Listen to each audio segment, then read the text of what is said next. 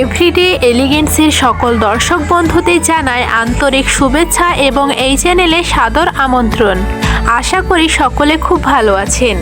আজ একটু অন্যরকম একটা রেসিপি বানাবো, সেটা হলো বিটের লুচি।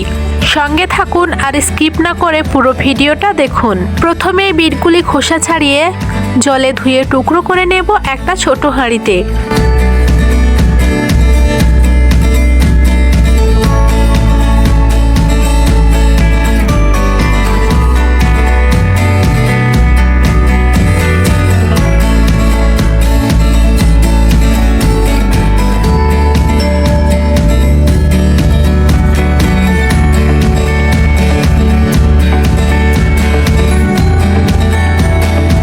এবার বিটের টুকরোগুলির মধ্যে একটু জল দিয়ে গ্যাস ওভেনে বসিয়ে এটাকে সিদ্ধ করে নেব। এটা সিদ্ধ হোক ততক্ষণ আটা ঢেলে নিচ্ছি।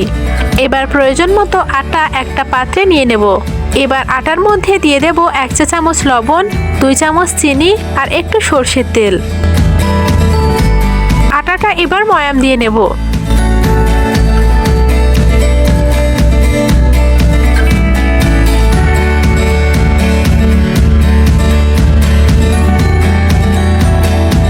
এই যে ময়াম দেওয়া হয়ে গিয়েছে।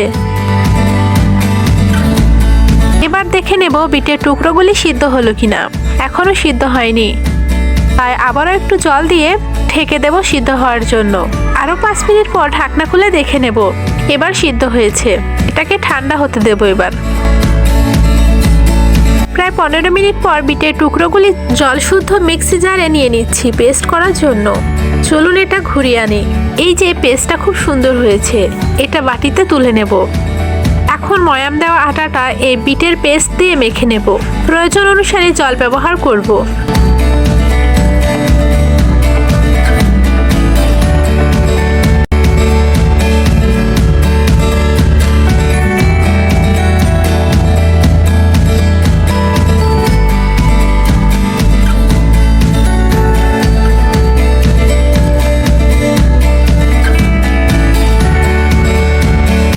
মাখা হয়ে গিয়েছে, কি সুন্দর রং হয়েছে দেখুন বন্ধুরা।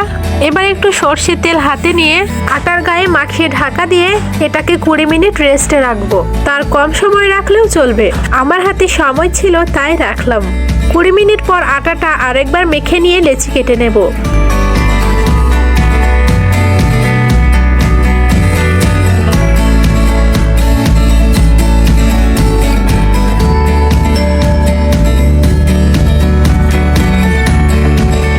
এবার হাতে তেল লাগিয়ে লেচিগুলি সুন্দর করে গোল করে নেব।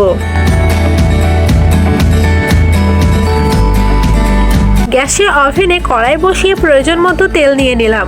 তেলটা গরম হোক ততক্ষণ আমি লুচি বেলে নিই।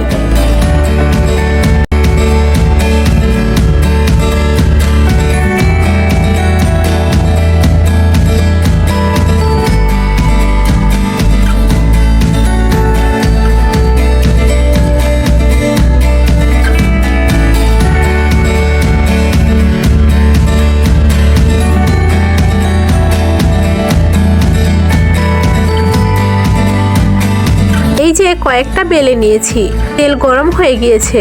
এই কটা ভেজে নিই, তারপর আবারও বাকিটা বেলবো। এই দেখুন কি সুন্দর ফুলছে লুচিগুলো।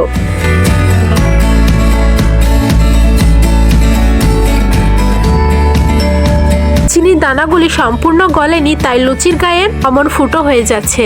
এই সমস্যাটা অ্যাভয়েড করতে ময়াম দেওয়ার সময় চিনির গুঁড়ো ব্যবহার করতে পারেন। লাল রঙের লুচি আমি তো প্রথম দেখছি, দারুণ লাগছে কিন্তু দেখতে। কি বলেন বন্ধুরা? এইভাবে সব লুচিগুলি ভেজে নেব।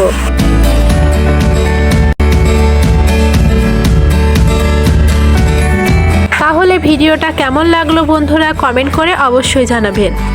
আজ এখানেই বিদায় নিচ্ছি, আবারও ফিরে আসবো আগামী ভিডিওর সাথে।